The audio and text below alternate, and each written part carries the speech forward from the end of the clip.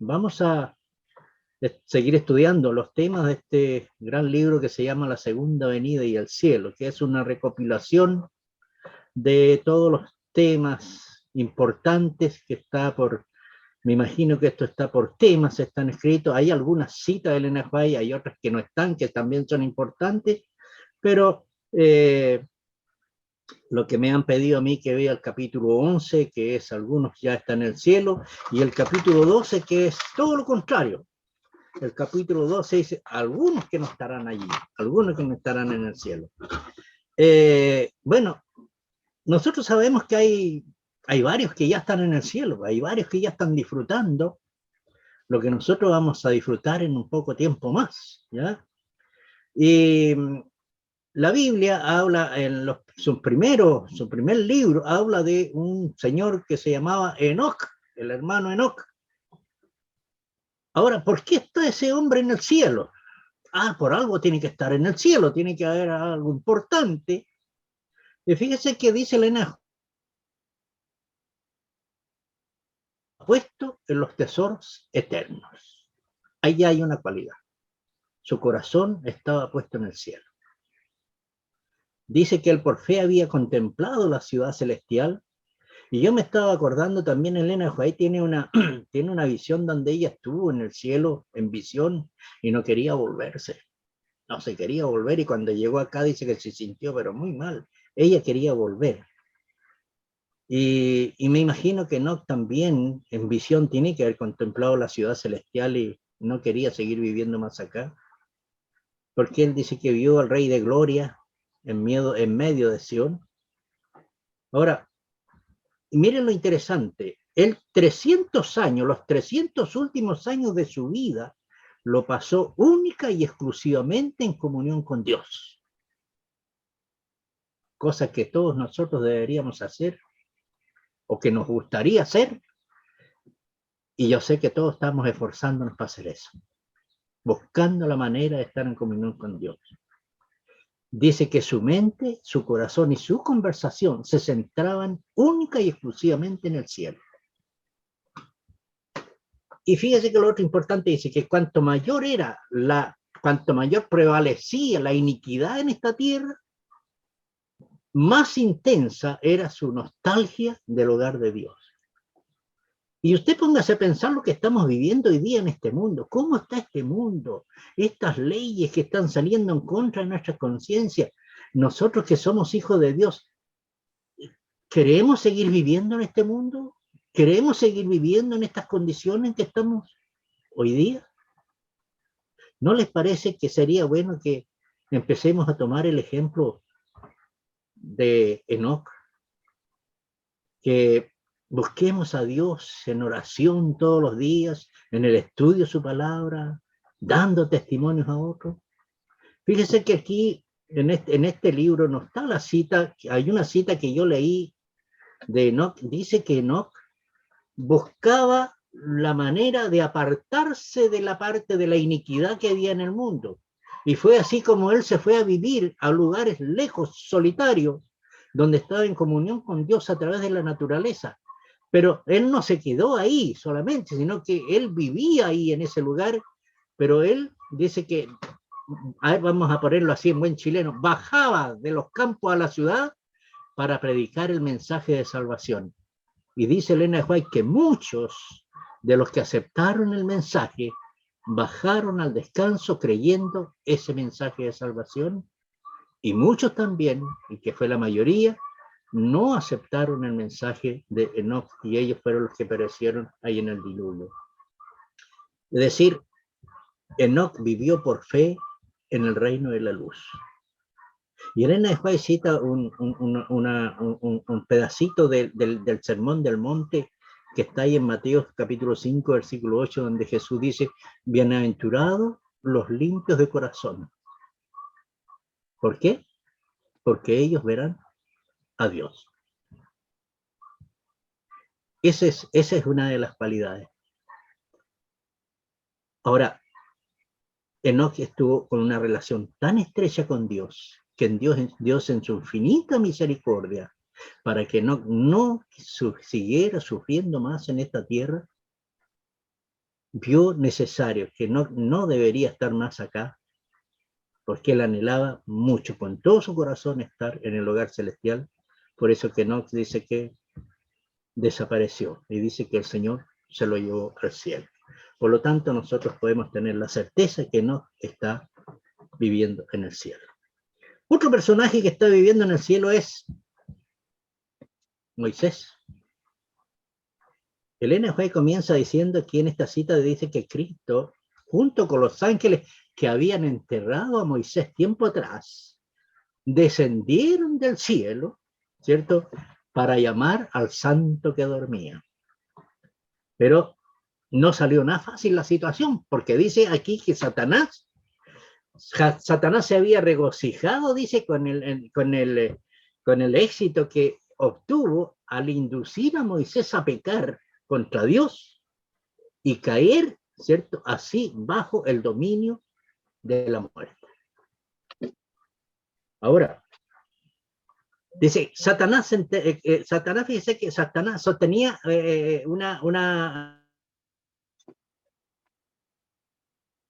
¿se acuerdan esa sentencia que le dice a Adán y Eva? Polvo eres y al polvo serás tornado. Y eso, dice Satanás, a eso le daba a él la posesión de los muertos. Satanás era ¿cómo se llama? A ver, el supremo. Él tenía supremacía sobre los muertos. Esa es la verdad de las cosas. Porque bíblicamente la tumba es una prisión. Satanás, ¿cierto?, era el que aprisionaba, ¿cierto? Es el dueño del sepulcro, que tenía prisionero, en este caso, a Moisés. Dice que, y por lo tanto, dice que nunca se había quebrantado el poder de la tumba, y él reclamaba a todos los que estaban en ella como cautivos suyos y que nunca debían ser liberados de su lóbrega de prisión. Ahora, por primera vez, dice, por primera vez Cristo iba a dar vida a uno de los muertos. Y cuando el príncipe de la vida, cuando Jesús y sus ángeles resplandecientes se aproximaron a la tumba, dice que Satanás temió perder su supremacía, ¿ya? Y entonces, con sus ángeles malos, Satanás se aprestó a disputar la invasión del territorio, que él lo llamaba como suyo, obviamente, y se jactó de que el siervo de Dios, de que Moisés se había jactado, ¿ya? Se había jactado de que había llegado a ser prisionero, y fíjense que declaró que Moisés, ni siquiera Moisés había podido guardar la ley de Dios, y eso es lo que siempre está acusando Satanás. ¿Ya? Y que él sabía, y que Moisés se había atribuido la gloria que le pertenecía única y exclusivamente a Dios. Decía entonces haber cometido el pecado que él mismo tuvo en algún momento, que hizo desterrarlo, lo hizo desterrar del cielo. Por esa misma transgresión, ¿cierto?, Moisés había caído bajo el dominio de Satanás. Entonces reiteró, en esa oportunidad, ahí con Jesús, reiteró los cargos originales que había lanzado contra el gobierno de Dios, y repitió sus quejas de que Dios había sido injusto con él. Ahora, Elena White dice que Cristo no se rebajó a entrar en controversia con Satanás. Y eso me hace recordar un versículo de memoria que tuvimos en una oportunidad, no me acuerdo qué lección, una de las lecciones atrás, que estaba en ese versículo de memoria, estaba en Judas 9. Ahí en Judas 9 decía que ni siquiera el arcángel Miguel, ¿cierto?, cuando argumentaba contra el diablo, ¿cierto?, disputando el cuerpo de Moisés, dice que ni siquiera él se atrevió a pronunciar contra él juicios de maldición, sino que le dijo que el Señor te reprenda. Y Elena White, y aquí, y ahora puedo comprender más este versículo, porque lo que dice Elena White, que Satanás no entró en controversia con él.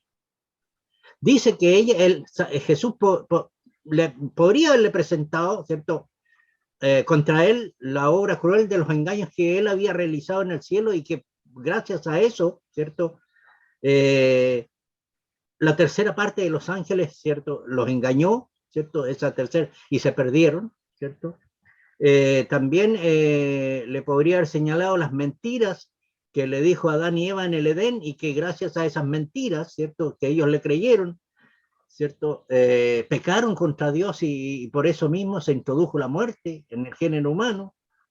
Le podría haber recordado a Satanás que él era el que había inducido a Israel, fíjese en este sentido, indució a Israel a murmurar y a rebelarse hasta agotar la paciencia de ese bondadoso Moisés, y lo sorprendió en un momento de descuido y que lo llevó a cometer el pecado que lo había puesto en las garras de la muerte.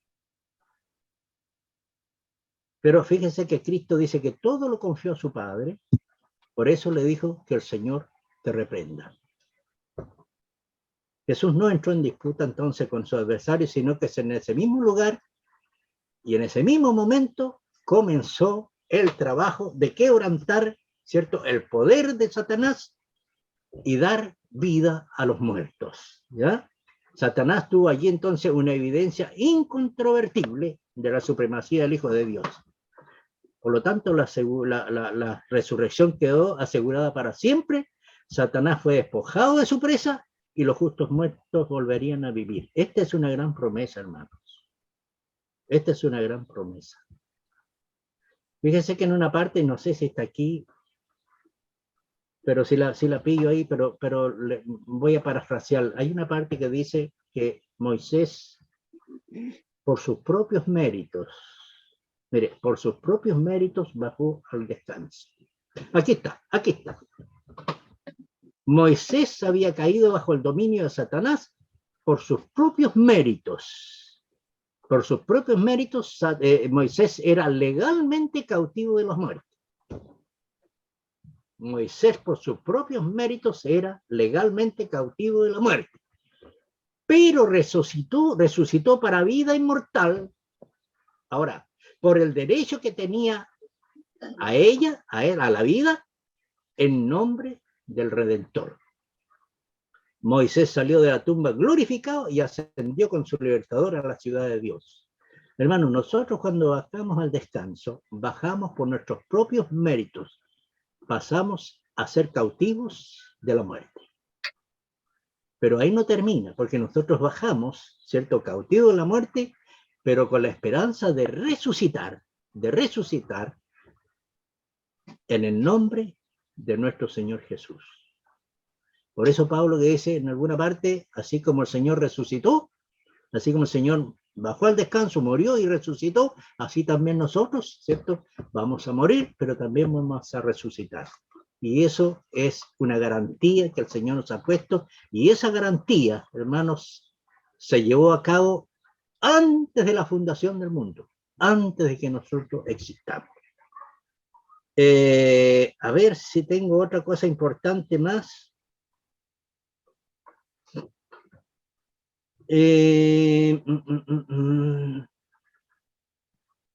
Ya. Es que hay una parte más importante también que ella está señalando con respecto a este tema. Nunca dice hasta que se simplifique. A ver, nunca hasta que se ejemplificaron en los sacrificios de Cristo, se manifestaron la justicia y el amor de Dios más señaladamente que en sus relaciones con Moisés. Es decir, nunca antes se había hecho un ejemplo tan claro del sacrificio de Dios, ¿cierto? Nunca se había manifestado eso, la justicia y el amor más señaladamente que en las relaciones que tenía Dios con Moisés. ¿Ya? Dios le vedó la entrada a Canaán para enseñarle una lección que nunca debía olvidarse. ¿Cuál era? Dios exige una obediencia estricta y que los hombres deben de cuidar de no atribuirse la gloria que pertenece única y exclusivamente a su creador. Y entonces dice aquí, no podía conceder a Moisés lo que pudiera, lo que, a ver, no podía conceder a Moisés lo que pidiera al rogar que le dejara participar en la herencia de Israel. No podía cumplir eso, pero no olvidó ni abandonó a su siervo. El Dios del cielo comprendía los sufrimientos de Moisés, esos sufrimientos que él había tenido que soportar, él lo había observado todos sus actos de su fiel servidor a través de los largos años de conflictos y pruebas. Y por eso es que en la cumbre de Pisga, Dios llamó a Moisés a una herencia infinitamente más gloriosa que la Canaán terrenal. Eso es en cuanto a Moisés. Ahora, ¿se acuerdan de Elías? Elías también está en el cielo. Hay un versículo ahí en 2 Reyes, capítulo 2, versículo 1 al 11. Yo saqué aquí hay un pedacito de ese versículo, dice, y aconteció que yendo ellos hablando de aquí, aquí dice que un carro de fuego, con caballos de fuego, apartó a los dos, y Elías subió al cielo en un torbellino. Moisés fue un símbolo, volviendo un poquito atrás, Moisés fue un símbolo de todos nosotros los que vamos a bajar al descanso y que vamos a resucitar cuando Jesús venga. ¿Ya? Ahora, ¿por qué Jesús vino a buscar a Moisés? Por algo lo vino a buscar. Y esto es importante. Enoc fue llevado al cielo porque tenía una buena relación con Dios. Y Moisés, Jesús lo vino a buscar porque también tenía una buena relación con Dios. Y fíjese que eso, como dice ahí, que en Moisés hubo una ejemplificación clara del sacrificio de Cristo, que eso se manifestó en la justicia y el amor, se manifestaron en la relación que tenía Dios con Moisés. Porque fíjese que Moisés no merecía la vida eterna, así como nosotros no la merecemos porque somos pecadores. Pero aquí está el amor y la gracia que nos presenta Jesús. Pero ese amor y esa gracia, hermanos, funciona única y exclusivamente cuando nosotros tenemos una buena relación con Dios. No podemos esperar amor y gracias cuando nos apartamos de Dios y no tenemos una buena relación con el Señor. Ustedes saben que el Señor exige una estricta obediencia. Estricta obediencia. Somos humanos, posiblemente, decimos somos humanos y esto y el otro, y sacamos miles de excusas. Pero nosotros tenemos que esforzarnos para tener una estricta obediencia. Ahora, ¿cómo lo obtenemos? Fíjense que es fácil. Teniendo una buena relación con Dios. Y ahí empieza a funcionar el amor y la gracia, repito. ¿Ya? Y eso es muy importante. Por algo ellos están en el cielo y nosotros también tenemos que demostrar por qué estamos en el cielo. Por eso es que, si bien es cierto, mi salvación depende de mi relación con Dios y no de lo que yo haga, pero voy a ser juzgado por mis obras. Mis obras van a decir si efectivamente mi corazón estaba con Dios o no. Yo no tengo que, el Señor no tiene que rendirle cuenta a nadie, ni tampoco el Señor tiene que juzgarme a mí en el contexto si voy a ser salvo o no, porque Él conoce mi corazón. Pero Él tiene que demostrar en el cielo por qué yo voy a estar allá. ¿Por qué merezco estar allá? Por mis pecados que tengo, por mi naturaleza, no lo merezco. Y es ahí donde está el amor y la gracia de Dios que empieza a funcionar. Pero eso se logra, repito, única y exclusivamente con mi buena relación para con Dios. Ahora, Elías es un símbolo de... Eso va a ocurrir ahora, hermano, lo vamos a vivir ahora, lo estamos viviendo en este momento, porque yo estoy seguro y eso yo quiero darlo firmado. El Señor está preparando un pueblo que lo va a esperar vivo, que no van a bajar al descanso, un pueblo especial. Y ese pueblo especial tienen que tener el espíritu de Elías. Dice que Elías es un símbolo de los santos que vivirán en la tierra en ocasión del segundo advenimiento de Cristo y que serán transformados en un momento y en un abrir de ojos a la final trompeta, sin pasar por la muerte. Como representante de los que serán así trasladados, Elías, cuando se acercaba al fin del ministerio de Cristo en la tierra, tuvo ocasión de estar con Moisés al lado del Salvador sobre el monte de la transfiguración. ¿Se acuerdan cuando los discípulos querían hacer una enramadita ahí cuando estaba Elías y Moisés ahí, que ellos vinieron a socorrer al Señor y a darle ánimo para que siga adelante? Ahora fíjense que, ¿quién era Elías? Fíjense que estaba leyendo yo sobre Elías. Elías tuvo un hombre que uno lo veía con tanta fe y de repente la fe se le cayó, de un momento a otro se le cayó. Ver a Elías haciendo, con solo orar a Dios, con esa tremenda fe que oró a Dios, y Dios mandó fuego del cielo para que consumiera, ¿cierto?, ese sacrificio que hubo para demostrar quién era el verdadero Dios. Y después cuando ya él pensaba que iba a haber un reavivamiento y una reforma en el pueblo, le salió todo lo contrario, y le dicen, después de ver todo ese milagro, después de hacer todo eso, vienen y le llega un mensaje y la reina le dice que me castiguen los dioses y mañana a esta hora no estás muerto por haber, y de la misma manera como mataste a mis profetas.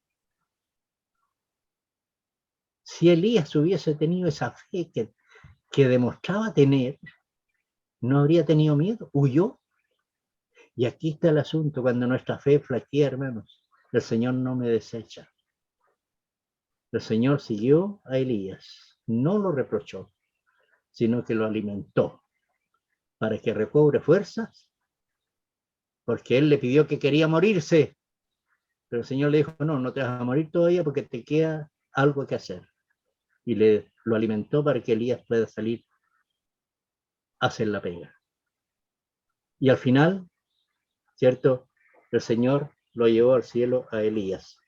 Elías había dicho que estaba cansado de la vida y había rogado que se le dejase morir, pero en su misericordia el Señor no había hecho caso a sus palabras, y Elías tenía que realizar todavía una gran obra, y cuando esta obra estuviese hecha, no iba a perecer en el desaliento y en la soledad.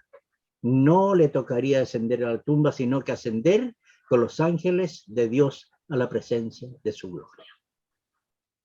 Esos es un grupo que se está formando y que van a tener el espíritu de Elías. Y eso se está formando ahora. Nosotros a lo mejor no lo vemos, pero sí, yo sé que se está formando ese grupo. Y ese grupo está saliendo dentro de nuestros jóvenes, de esta iglesia, de la otra iglesia, en el mundo entero se está formando ese grupo. Esos, donde dice Apocalipsis, ese grupo que en su boca no se halló mentira. ¿Ya? Esos que son perfectos. Porque ese grupo le va a decir a Satanás, le va a rebatir las cosas que él dice que el hombre no puede guardar la ley. Y ese grupo le va a decir, sí se puede, sí se puede. Porque ese grupo, como dice Apocalipsis, va a ser sin mancha, porque en su boca no se escuchó mentira. Es decir, ese grupo va a llegar a ser sin pecado. ¿Y cómo va a lograrlo eso? Única y exclusivamente con una estrecha relación con Dios. Nada más que con eso. ¿Se puede? Yo sí que sé que se puede, porque Jesús pudo. Porque Jesús fue un hombre igual que nosotros, con las mismas luchas que tenemos nosotros. Y vaya que Jesús sí luchó para mantenerse unido con el Señor. Él se amanecía orando, porque la lucha era titánica. Y esa lucha es titánica para nosotros, como dice la sierva del Señor, nos dice nosotros, cada mañana nos levantamos para enfrentar una lucha titánica. Ese era Elías. Pero también hay una resurrección especial en ocasión de la muerte de Cristo. Hay otro grupo que está en el cielo en este momento, y ese grupo son las primicias. Las primicias. ¿Se acuerdan cuando, miren, en el tiempo de Israel, estaba representando las primicias, eran una gavilla que llevaban a Jerusalén el mismo día que de la Pascua. Llevaban esa gavilla y la presentaban, la agitaban delante del altar. Eso se realizaba más de 1000 años atrás de la venida del Señor Jesús.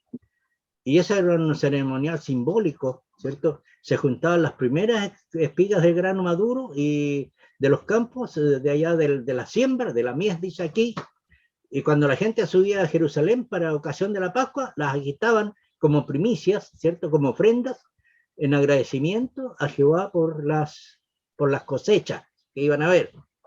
Entonces, no podía ponerse la ishona, todos conocemos la hoz, ¿ya? Ahí a la siembra para juntar las gavillas antes que esa ofrenda fuese presentada. Ahora, las gavillas simbólicamente representan, esas primicias representan aquellos que resucitaron con ocasión de la muerte y resurrección de Cristo en el tiempo, ¿cierto?, cuando vino el sacrificio de la cruz. Dice que su resurrección es símbolo y garantía y resurrección de todos los justos muertos. Y ahí dice Pablo, ahí en 1 Tesalonicenses 4:4, porque si creemos que Jesús murió y resucitó, así también traerá a Dios con él a los que durmieron en Jesús. Al resucitar, ¿cierto?, Cristo sacó de la tumba una multitud de cautivos. ¿Se acuerdan? Un terremoto que ocurrió en ocasión de su muerte. En ese terremoto se abrieron muchas tumbas y cuando él resucitó salieron con él. Y ellos eran los que habían sido colaboradores con Dios y que a costa de su vida, dice Elena White, habían dado testimonio de la verdad y ahora iban a ser testigos de aquel que los había resucitado. Ahora, nosotros sabemos que durante su ministerio Jesús, ¿cierto?, levantó a los muertos dándole vida, ¿ya? Ahí vemos que resucitó a la hija de Naín, también resucitó a la hija de Jairo y también a Lázaro. Pero fíjese que esas personas que resucitó el Señor Jesús no fueron revestidos de inmortalidad, porque ellos después de que fueron resucitados, ¿cierto?, ellos continuaron sometidos a la muerte, en cualquier momento iban a morir, bueno, y al final después murieron. Pero los que resucitaron, dice Elena White, en ocasión de la resurrección de Cristo, fueron resucitados para vida eterna. Y ellos fueron la multitud de cautivos que ascendieron con Cristo como trofeo en su victoria sobre la muerte y el sepulcro. Ahora, para el creyente, Cristo es la resurrección y la vida, dice Elena White, ahí en el Deseo de toda la gente, página 730, y dice, en nuestro Salvador, la vida se había perdido por el pecado, pero por el pecado es restaurada, porque Él tiene vida en sí, ¿ya? Para el creyente, Cristo es la resurrección y la vida. Cuando fue a resucitar a Lázaro, él dijo, yo soy la resurrección y la vida. El que cree en mí, aunque esté muerto, vivirá.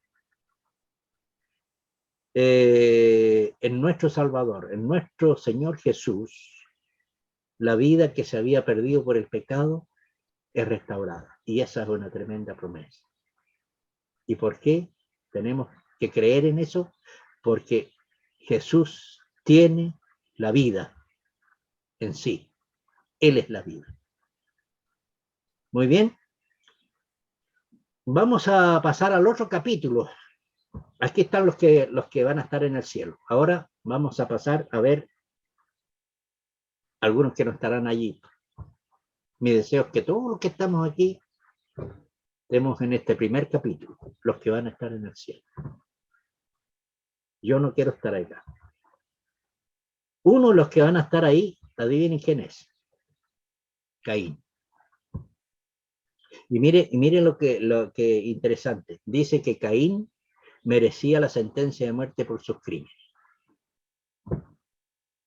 Y aquí está la misericordia de Dios.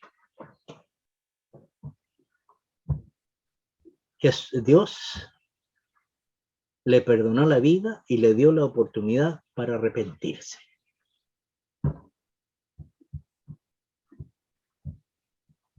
Y eso me dice a mí que yo puedo caer en lo más bajo en cuanto al pecado.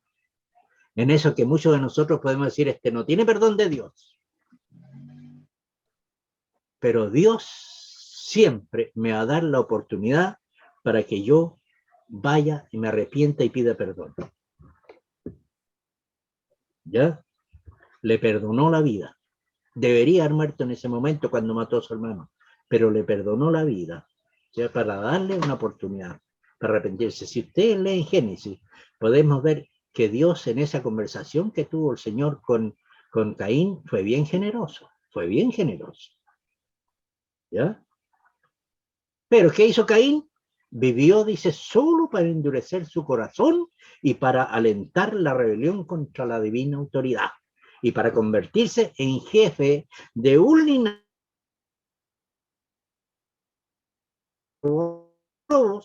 y reprobó pecadores.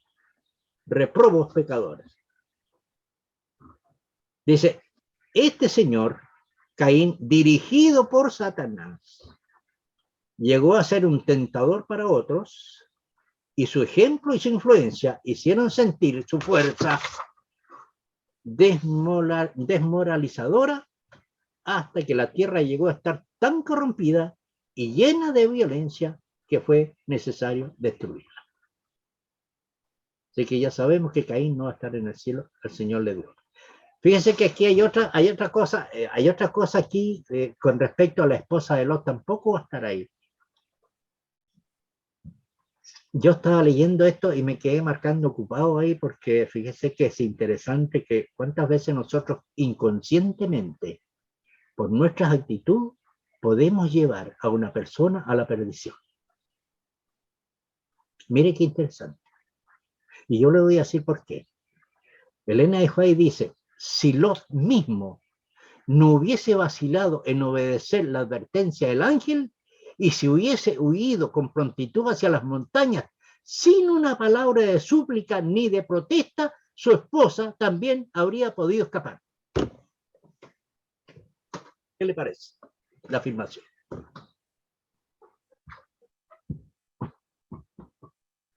La influencia del ejemplo de él la habría salvado del pecado, pero selló su condenación. Hermanos, me estaba acordando, Pablo nos dice por ahí que nosotros somos cartas abiertas. Muchas veces nosotros por nuestra conducta podemos influir en otras personas para que perezcan. Muchas veces, y no estoy reprochando a nadie porque a mí me ha pasado, a veces miramos las cosas de Dios con tanta simpleza y que esa misma se lo transmitimos a otras personas. Esa simpleza que miramos las cosas de Dios, se las transmitimos a otras personas y esas personas se quedan con esa simpleza. Y a lo mejor después nunca más la podemos volver a ver para decirle que estaba equivocado. ¿Te fijas? La vacilación y la tardanza de él la indujeron a ella a considerar livianamente la amonestación divina. ¿Y qué pasó? Mientras su cuerpo estaba en la llanura, su corazón estaba en Sodoma y con Sodoma ella pereció. ¿Por qué? Porque su corazón estaba en todas las posesiones que tenía y que iban a ser destruidas.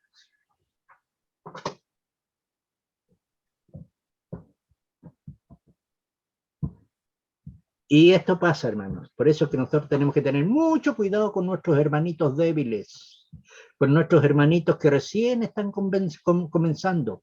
Y a mí, yo asemejo a Lot como la esposa de Lot.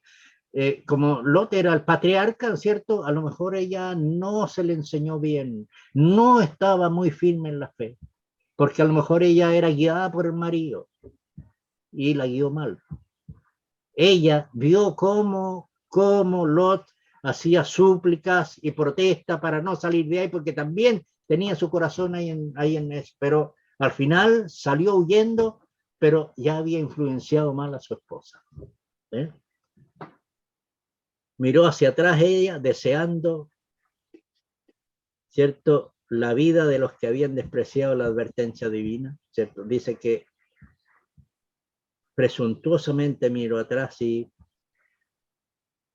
su pecado mostró que no era digna de la vida, porque ella sintió poca gratitud. Pero lamentablemente, si ella hubiese sido más fuerte, a lo mejor hubiese sabido más, no le habría pasado esto. Por eso tenemos que tener mucho cuidado en eso. Tenemos que tener mucho cuidado en eso. Por eso es que uno siempre tiene que decirle a las personas, hermano, yo no soy ejemplo de nadie. El único ejemplo de nosotros es Jesús. No es el pastor, porque todos somos seres humanos. Y tenemos falencias. El único que podemos nosotros confiar y seguirlo, su ejemplo, es Cristo. Hay otra cosa importante. Acá hay un señor que se llamaba el rey Saúl. ¿Se acuerdan del rey Saúl? Dice Elena White que Saúl sabía que el último acto que iba a hacer, con ese acto iba a cortar el poquito vínculo que lo unía a Dios. ¿Y sabe qué es lo que hizo Saúl? ¿Cierto? El Señor le iba haciendo llamado y lo llamaba y él no aceptaba. Llegó hasta después de haber estado con Dios, haberle servido a Dios, llegó un momento que se olvidó de todo eso. Y le volvió la espalda al Señor así, pero en forma derechamente, porque él fue a consultar a la pitonisa de Endor, ¿cierto? Dice que si antes no se había separado voluntariamente de Dios, ese acto sellaba definitivamente esa separación. En resumidas cuentas, dice Elena White, que él había hecho un pacto con la muerte y un convenio con el infierno. La copa de su iniquidad se había colmado. Eso se llama aquí y en todas partes, hermanos, pecado contra el Espíritu Santo. Cuando el Señor deja de llamarte, ante los llamados que el Señor te ha hecho y tú no respondes y no respondes, llega un momento que el Señor ya después no te llama. Y eso significa que has pecado contra el Espíritu Santo y eso no tiene perdón porque ya después no tienes los deseos de arrepentir. Así que gracias a Dios, el Señor nos sigue llamando y nosotros contestamos porque cada vez que caemos, le pedimos al Señor que nos ayude a parar. Y vamos con un corazón arrepentido a pedir perdón. Y eso es lo rico, que cuando nos levantamos de esa oración con nuestro corazón tranquilo, en paz, es porque el Señor nos ha perdonado. Y esa es la oración que nos contesta, pero así al tiro, inmediatamente. Hay otro Señor que no va a estar en el cielo, que es Judas. Judas dice que Dios había señalado medios.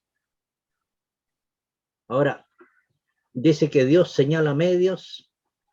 Ahora, si nosotros esos medios que nos señala Dios lo usamos con diligencia y con oración,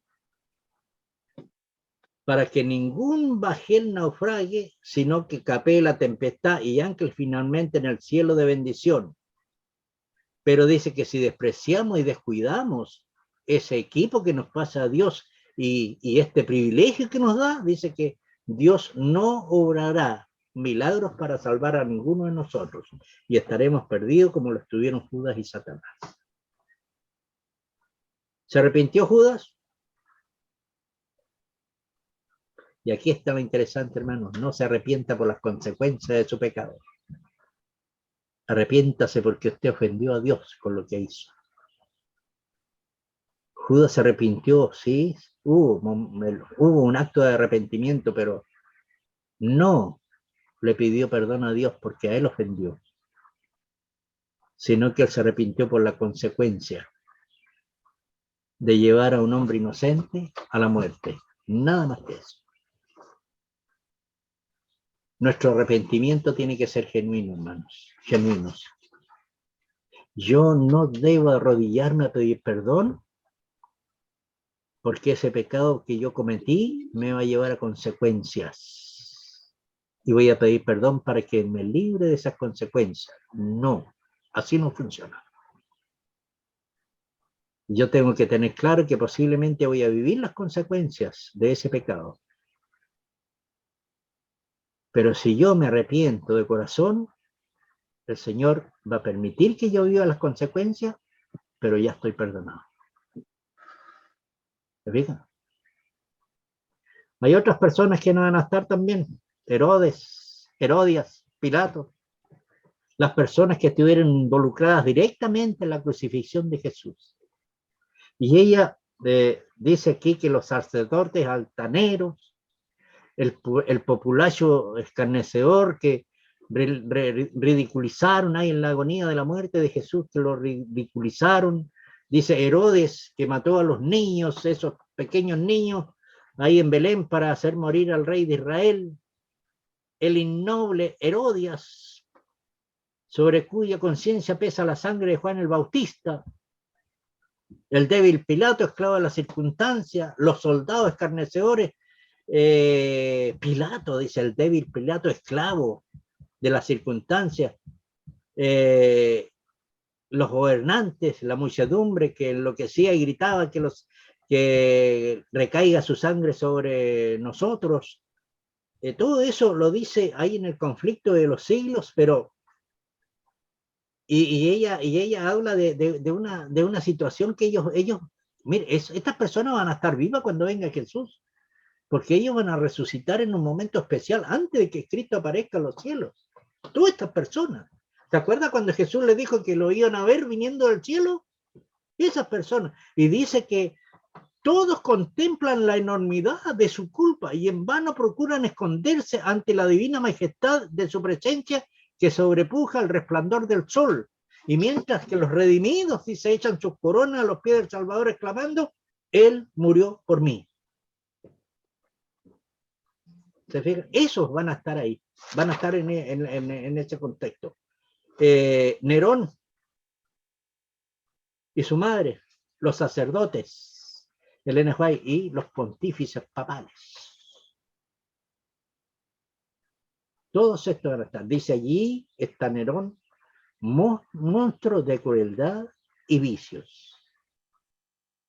Su madre está allí para ser testigo de los resultados de su propia obra, para ver cómo los malos rasgos de carácter transmitidos a sus hijos y las pasiones fomentadas y desarrolladas por la influencia y el ejemplo de ella produjeron crímenes que horrorizaron al mundo. Allí hay sacerdotes y prelados papistas que dijeron ser los embajadores de Cristo y no obstante emplearon instrumentos de suplicio, calabozos y hogueras para dominar la conciencia de su pueblo. Allí están los orgullosos pontífices que se ensalzaron por encima de Dios. Y también van a estar ahí, no van a estar en el cielo los impíos de todas las generaciones. Dice que en terrible majestad, ¿cierto? El Señor Jesús llama a los impíos muertos. Estos son despertados de su largo sueño. Esto va a ser después del milenio, ¿cierto? Y dice ella, exclama, qué espantoso despertar. Contemplan al Hijo de Dios en severa majestad y resplandeciente gloria. Tan pronto lo ven, saben que Él es el crucificado que murió para salvarlos, aquel que aborrecieron y rechazaron. En número son como la arena sobre la orilla del mar. En la primera resurrección todos surgen con lozanía inmortal, pero en la segunda se ven en todas las señales, se ven en ellos todas las señales de la maldición. Todos surgen tal cual como descendieron a sus tumbas. Los que vivieron antes del diluvio salen con una estatura gigantesca, más del doble de la altura de los hombres que ahora viven en la tierra. Y son bien proporcionados. Y las generaciones posteriores del diluvio fueron una estatura menor. Allí hay reyes y generales, y por eso en el contexto de esto, donde hay reyes y generales y hay un montón de estos, dice que hay reyes, que hay generales que nunca perdieron una batalla, y eso es después cuando Satanás vea todo esta materia prima que tiene de todos estos guerreros que son expertos en guerrilla y todo eso, van a ir ¿cierto? Van a ver la ciudad de Dios que está ahí asentada, que la van a ver chica, así que dijeron, vamos a poder, pero no van a poder ser porque van a ser, ¿cierto?, consumidos por fuego. Aquellos que viven en el egoísmo. Esto lo quiero leer. Palabra de vida, gran maestro. Nadie piense que podría vivir una vida de egoísmo y entonces, habiendo servido a su propio interés, entrar en el gozo de su Señor. No podría participar en el gozo del amor desinteresado. No estaría preparado para los artes celestiales. No podría apreciar la atmósfera pura del amor que compenetra el cielo. Las voces de los ángeles y la música de sus arpas no lo satisfarían. Para su mente,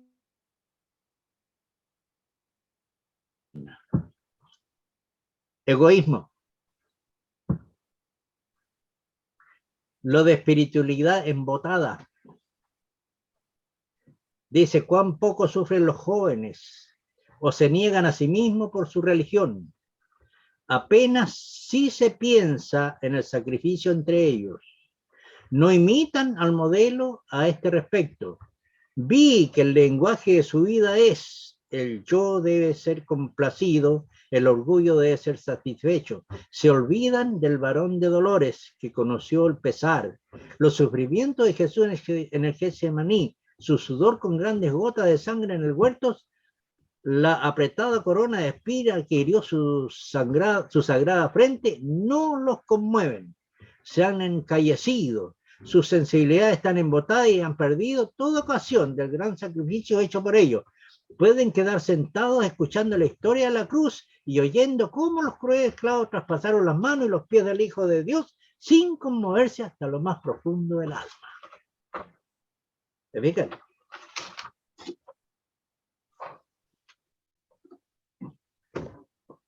Hermanos, aquí hay algo que yo creo que esto es lo último ya, que está en el conflicto el conflicto siglo, página 598, y que yo en alguna ocasión lo leí, pero no fue esta cita, pero fue algo bien parecido. Nosotros tenemos que, dice Elena White, que lo único que nosotros vamos a heredar en el cielo es nuestro carácter. Y si nosotros no cambiamos nuestro carácter aquí, cuando lleguemos al cielo, vamos a tener un tremendo choque cultural. Y no vamos a querer estar allá. Porque va a ser una tortura.